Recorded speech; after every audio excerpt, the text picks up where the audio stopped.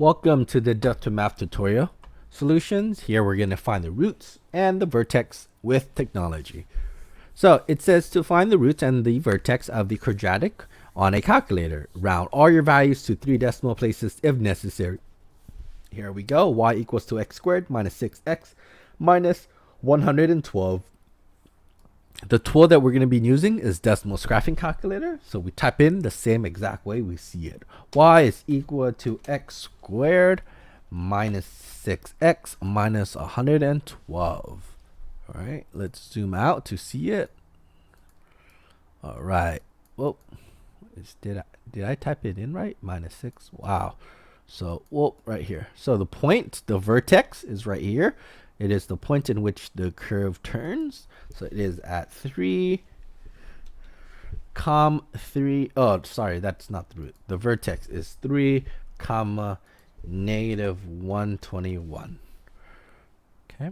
Then we have to go back up to look for the roots. The roots here are perfect here at negative 8. Okay. And do they want a point or do they just want the values? 14. I think the roots, they wanted just the x values. Let's see. Yep. So they just want the, do you see how it's negative 8 comma 0 and 14 comma 0? They just want the x values. Okay, so the roots are just the x values. All right. Okay, good. Let's do one more problem. So we type in the same exact way we see it. X squared plus 18x plus 56.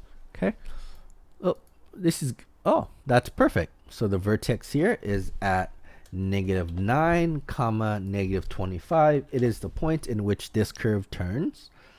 Okay, so it's also the minimum here.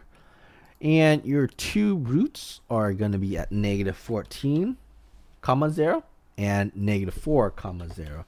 But again, these are the roots, so we just look at the x values. All right, submit your answer, and there you go.